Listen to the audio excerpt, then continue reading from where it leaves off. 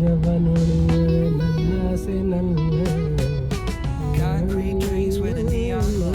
ಇಂಡಸ್ಟ್ರಿನಲ್ಲಿ ಇದೆಲ್ಲ ಒಂದು ಕಡೆ ಇದ್ರೆ ಇನ್ನೊಂದು ಕಡೆ ನಮ್ಮ ಬಿಗ್ ಬಾಸ್ ಅಲ್ಲಿ ಗೆದ್ದಂತಹ ಇಲ್ಲಿ ಲತಾ ಅವರ ಬಗ್ಗೆನೂ ಚರ್ಚೆ ಸಿಕ್ಕಾಪಟ್ಟೆ ನಡೀತದೆ. ಅವರು ಈ ತರ ಈ ಮನೆ ಮಗ ಆ ಮನೆ ಮಗ ಅಂತ ಹೆವಿ ಸೀನು ಹೆವಿ ಮಾತುಕತೆ ಎಲ್ಲ ನಡೀತಾರೆ. ಜೆನ್ಯೂನ್ಲಿ ಒಳ್ಳೆ ಹುಡುಗ, ನಮ್ಮ ತಮ್ಮನ ಹುಡುಗ. ಆ ಹುಡುಗನ ಬಗ್ಗೆ ನಾನು ವಾಪಸ್ ಬಂದು ಮಾತಾಡ್ತೀನಿ. ಅವ್ರು ಗೆದ್ದಿದ್ದು ಎಷ್ಟು ಇಂಪಾರ್ಟೆಂಟ್ ಆಗುತ್ತೆ ನಮ್ಮ ಈ ಒಂದು ಜಗತ್ತಿಗೆ ಅಂತ ನಾನು ಅದ್ರ ಬಗ್ಗೆ ಕೂಡ ಮಾತಾಡಿಸ್ತೀನಿ. ಸದ್ಯಕ್ಕೆ ನೀವೆಲ್ಲೂ ಹೋಗಿಲ್ಲ, ಮುಂದೆ ನಿಮಗೋಸ್ಕರ ನಮ್ ಗಿಲ್ಲಿ ಗೆದ್ದಿರೋದು ಎಷ್ಟು ಇಂಪ್ಯಾಕ್ಟ್ ಆಗ್ತದೆ ಮಾರ್ಕೆಟಿಗೆ. ಅವ್ನು ತಲೆ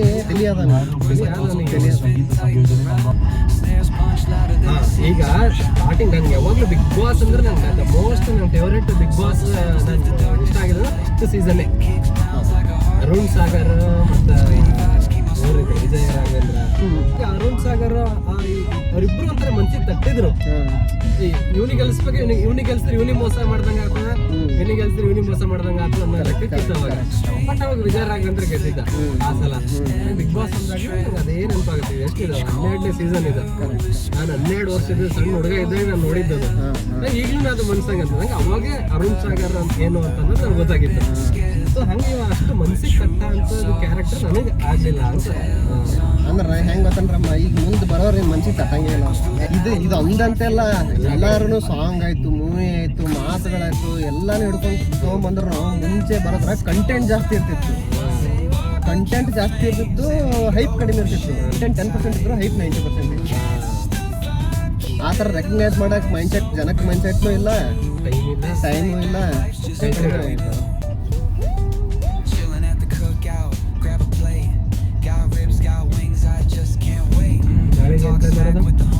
ನಾಳೆ ನಿಮ್ದೇನ್ರಿ ಬೇರೆದೇನ್ರ ಆಯ್ತಾನ ಅಲ್ಲಿ ವಿಸಿಟ್ ಮಾಡೋದು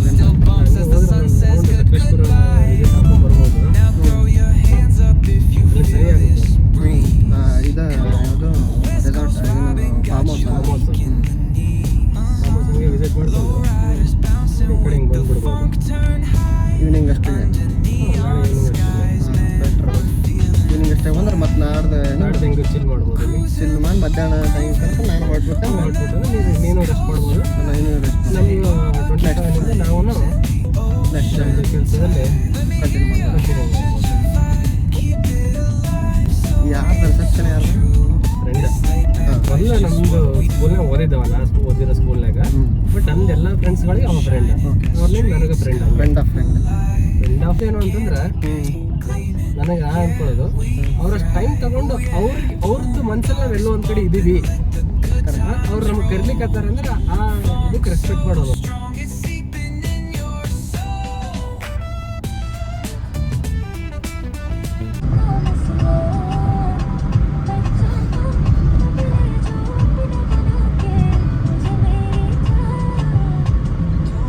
ಸೊ ಇವಾಗ ಡೇ ಸ್ಟಾರ್ಟ್ ಮಾಡೋಣ. ಇಲ್ಲಿಂದ ಫಸ್ಟ್ ಬ್ರೇಕ್ಫಾಸ್ಟ್ ಮುಗಿಸಿ then go to Chunchanakatte falls.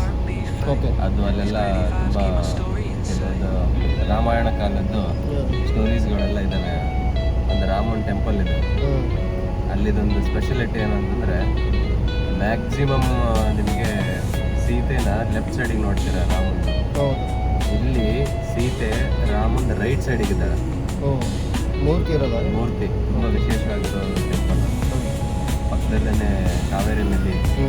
ಈ ಫಾಲ್ಸ್ ಲಾಸ್ಟ್ ದುಮ್ಕೋ ಫಾಲ್ಸ್ ಅಲ್ಲಿಂದ ಸ್ಪಾಟ್ ಇದು ಕಾವೇರಿ.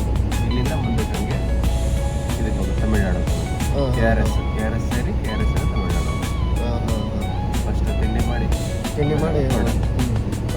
ಓಕೆ.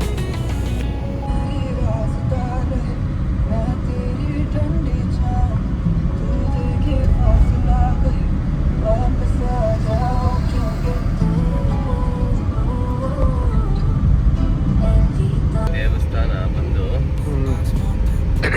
ಕೃಷ್ಣರಾಜ ಒಡೆಯರ್ ಕಟ್ಸಿರೋ ದೇವಸ್ಥಾನ ಇದು.